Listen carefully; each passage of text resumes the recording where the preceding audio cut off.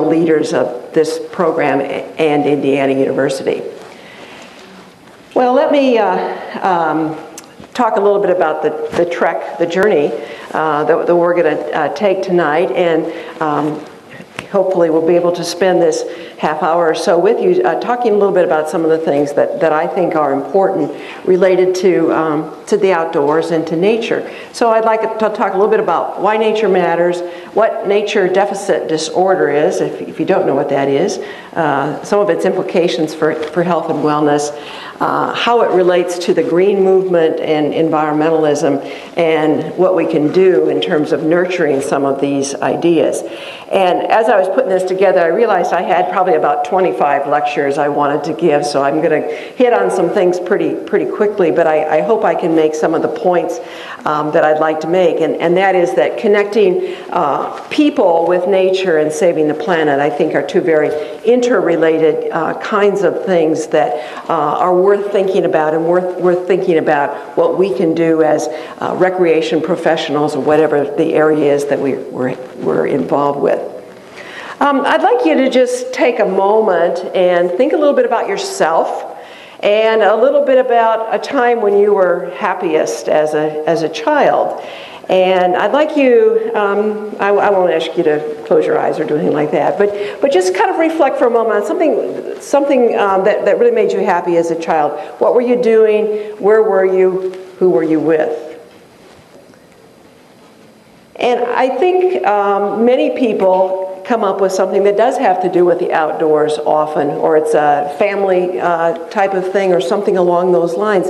But frequently, those happy child memories are things about doing playful things, play, outdoors, activity, and things that are really pretty significant. You probably don't have to be as young as this little boy in the picture. That's my nephew, but it's useful to think about. The other thing is to think about in your life a place where you feel peaceful.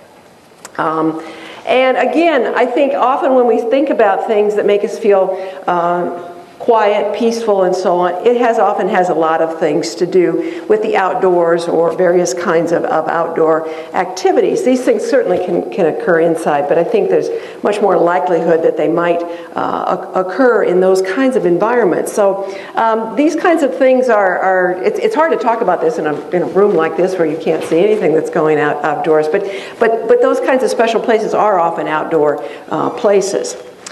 Well, I like to think that everything I know I learned in the outdoors, and that's my particular journey or trek. I grew up on a farm in Iowa, and I think that at the time I was growing up on the farm, I was kind of jealous of the kids who lived in towns and cities. I thought they got to do all the really fun stuff. But in retrospect, I can't imagine having grown up any other place and having had the opportunities that I had to be outdoors, to work with animals, to just feel that sense of what the outdoors gives you in terms of a sense of peace. Camp, as I mentioned, has always been a very important part of my life. I have had a number of opportunities to do that kind of thing, and I've always found that connection really, really significant all throughout my life. In fact, I always wish that I could just be a full-time camp counselor and not really have to get a real job, but somewhere along the line they made me do that. And so that's why I've continued to keep connected, I think, with camping, is because it's one way that I can have that notion of being connected in that way. My family had a lot of family outings, even though we grew up on a farm, but we went to a lot of parks and we did a lot of things together like that. We tried camping one time, overnight camping. That was a total disaster, and my parents never went again. And to my knowledge, I don't think either of my sisters ever went again, but somehow I still survived that and really enjoyed doing that. But the kind of picnics and all that kind of thing, all, again, were things that I learned about the outdoors. My fascination today my fascination for a long time has been with the mountains, and so that's another place where I always feel like I gain a great deal of peace. And then outdoor leadership, trying to help students and all kinds of other people enjoy the outdoors. And I've learned a lot in those kinds of experiences. So I'm very biased about the value of nature and the value of the outdoors. And perhaps some of you are, perhaps some of you aren't. But I think that being able to tell you a little bit about my story helps at least give the context for why I feel pretty passionately about some of the ideas I'm going to share with you tonight.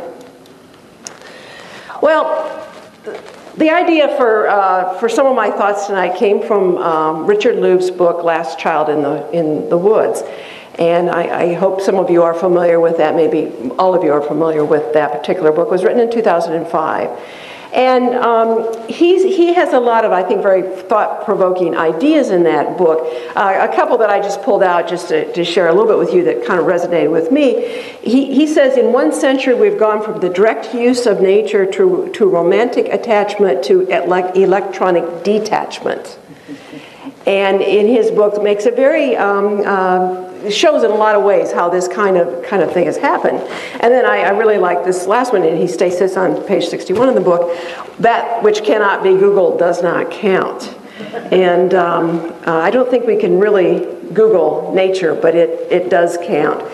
But Richard Louve's notion is that we have lost touch with nature, and that children in particular have lost touch with nature, and that there are many reasons why this has happened, and there are many ways that perhaps we can think about getting out of that situation. And he refers to this as nature deficit disorder. It is not a disease as characterized by any medical people, but it was a catchphrase he used to sort of describe the immediacy and the criticalness of this particular problem. And I think it's a catchphrase that provides, I think, a lot of potential ideas for addressing it. Well, since I'm talking about nature, I just want to say a couple of things about nature, because I think nature can be a lot of different things. I think sometimes some of us think nature is you have to go to some wilderness area, way away from everyone else to really experience nature. But I think nature can occur in a lot of different ways, and Louve also talks about this. It can be a path in the woods. Having a bird feeder outside your home is nature. Owning a pet. The kinds of things that we do with animals, even pets in our home, are examples of the interdependence that we have with other creatures besides ourselves. Watching a sunset, that's nature. A vacant lot. You have some beautiful open spaces on this campus, which are to me, very nature-like. It's wonderful that you have those spaces available to you, because I think it does give you some sense of nature. And so nature can be many, many different things. Louve suggests that nature cannot be something that's so abstract that it exists beyond the senses. And when you think about, and when I ask you to think about your childhood or things that made you feel peaceful, those are often things that we've experienced with our senses, and those potential opportunities are nature. So when I speak about nature, even though I love to be in wilderness areas and parks and away from modern civilization, there are many ways we can find that type of thing right around campus or in our backyards or even in our homes with pets and plants and various kinds of things like that. Okay, there's some pretty startling statistics about what's going on with nature deficit disorder and the changes with what people, the connections have with people. And I'd just like to share some of those with you. Does anyone want to venture a guess about the percent of time children spend indoors each day? Any guesses? 80? 90? 98? Okay, so whoever said 90 is right. 90% of the time of the day children spend indoors. And that's quite a lot of time when you think about that. Another statistic, the drop in sales of children's bicycles from 2003 to 2004. Percentage. Anyone want to guess? 65. 65? A little high. 40. Well, actually, the number is 21%, but that's still pretty big percentage of a drop in a very, very short time. A couple other ones. The average daily hours children aged to 10 years spend on screen time, and that screen is television, computer, anything that has a screen. Number of hours. Anybody want to venture a guess on that one?